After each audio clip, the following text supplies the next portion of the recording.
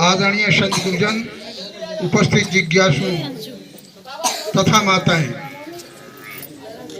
हम लोगों का इस क्षेत्र में आने का इरादा जी का पुण्य संस्कार, इन्होंने बुलाया इस एरिया में तो मेरा आना नहीं हो पाता, लेकिन इन्होंने ये अभी ये अनुराधा जी और ये दोनों और इनकी एक मीरा जी हैं, कुरुक्षेत्र गई थी, वहीं पर हमारा मिलना जुलना हुआ तो बोले कि साहिब अम्बाला आश्रम में हम देखना चाहते तो आ जाओ। आए, संजोग ऐसा बना कि हमें दूसरे दिन कहीं प्रोग्राम में जाना था, मैं चला गया और इनको बोला था कि आपको टाइम मिले तो आप आ जाइएगा। वहाँ प्रोग्राम में आप गए और उसके बाद कुछ देर के बाद प्रोग्राम समाप्त हो गया।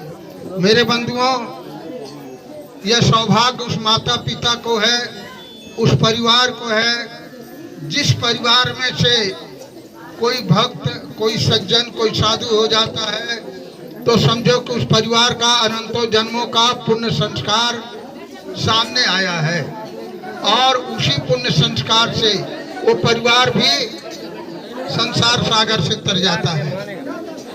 कबीर काशी नगरी में नीरू निवा के यहाँ पले थे, वो इसलिए नहीं गए थे। नीरू निवा तो अकंचन थे, संसार का उनके पास कुछ भी वस्तु नहीं थी, भौतिक पदार्थ कुछ नहीं था। एक बार झोपड़ी थी, फूस की झोपड़ी, और उसी झोपड़ी में सदगुरु कबीर ने भी 120 वर्ष की लंबी आयु तक व्यतीत किए। यद्यपि सदगुरु कबीर के तो बड़े बड़े शिष्य थे, राजे महाराजे थे, और काशी नरेश तो एक बार निवेदन भी किया, गुरुदेव कहिए तो एक यहाँ आश्रम बना दें। उन्होंने कहा नहीं, ये काफी है, सर छुपाने के लिए काफी है। उन्होंने कुछ कहा नहीं बनाने के लिए, लेकिन मूल कार्य तो उनका था निरुनिमा को सदमार्ग में लगाना, और उनके वजह से, उनके आधार पर इस पूरे भारतवर्ष को क्या कहा जाए, देश विदेश हाँ फिरा, गांव गांव की खोर। सदगुरु कबीर ने देश विदेश गांव गांव में घूमे। किसके लिए घूमे? हम लोगों के कल्याण हित।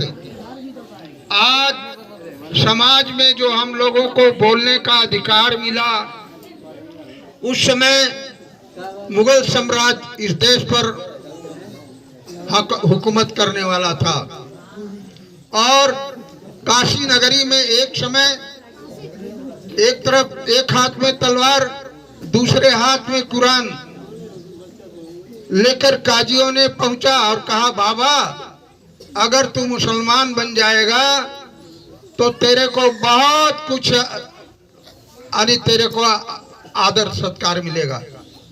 सदगुरु कबीर उस समय इतने निर्भीक, जिनके एड़ी से चोटी तक निर्भीकता थी, भय नाम की चीज उनके जीवन में नहीं था।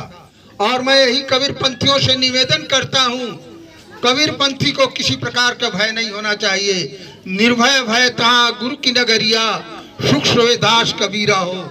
जो गुरु के शरण में आ जाता है उसको किसी प्रकार का भय नहीं होना चाहिए। मेरे बंधुओं, आप राधा जी, अनुराधा जी, मीरा जी सब लोग अम्बाला आश्रम पर गए। अम्बाला हमारा कोई परिचय नहीं था, कहाँ गोरखपुर और कहाँ अम्बाला, करीब 1100 किलोमीटर का अंतर है। मैं सहारनपुर रहा, वहाँ से हमारा परिचय हुआ और उन्होंने ले गए वहाँ, बोले कि गुरुजी आप वहाँ चलिए, वहाँ नया आश्रम बनाएंगे।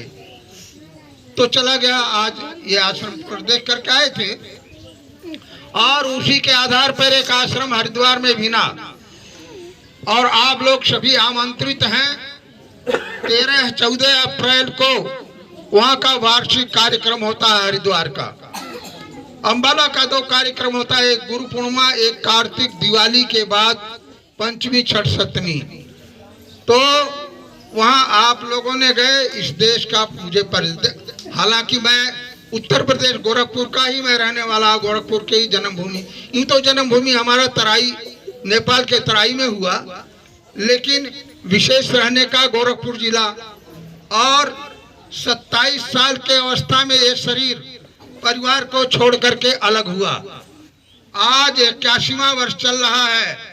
तो ये आप लोगों का, सदगुरु कबीर साहब का, संत गुरुजनों का ये देन मेरे अंदर वो निर्भीकता लाए और मैं कभी भयभीत नहीं हुआ। क्षण दर्शनों के मंच पर भी जा करके मैं उपदेश दिया, उनके ग्रंथों के आधार पर सत्यवाणी को बोला। क्योंकि अगर जो आदमी निर्भीक होता है, जिसको मरने का भी भय न, ध्यान रखना, एक दिन मृत्यु तो निश्चित है। जिस दिन जन्म हुआ उसी दिन मृत्यु निश्चित, और मृत्यु तो निश्चित होगा ही। आज काल दिन कैयक में अस्थिर नाई शरीर, कहीं कबीर कस राखियो कांचे वासन नीर। जब मरना एक दिन निश्चित है तो भय किस बात की करो, इसलिए निर्भीक रहो। लेकिन निर्भीक वही रहेगा जो सतपथ का गामी होगा, सतपथ पर चलने वाला होगा, वही निर्भीक होगा। कुमार्ग पर चलने वाला निर्भीक नहीं होता है, वो हमेशा भयभीत रहता है। इसलिए सतपथ पर चलो तो आपका कोई बाल वांका नहीं कर सकता। जाको राखे साइया मार सके ना कोई, बाल न वांका कर सके जो जग वैरी हो। साईं कौन है? साईं कहीं आकाश पाताल में नहीं है कि परमात्मा कहीं आपका रक्षा करेगा। आपका रक्षा करने वाला आपका कर्म होता है। इसलिए कर्मों को अपने सुधारोगे भाई। गुरुजनों ने कहा कर्मों को अपने सुधारोगे भाई, तो तुम पर जुर्म है ना ईश्वर खुदाई। कोई ईश्वर और खुदा आपको कष्ट नहीं देगा। मेरे बंधुओं, ज्यादा टाइम नहीं बोलने का है, फिर समय अनुसार समय आएगा तो चर्चा किया जाएगा। धर्म एक हमारा साथी होता है और कोई साथ में जाने वाला नहीं है। एक धर्म साथ जाए, यह बात मत विचारो। तो सत्य का सहारा लो। सहारा नहीं बल्कि सत्य ही सब कुछ है। जीव बिना नहीं आत्मा, जीव बिना नहीं ब्रह्म।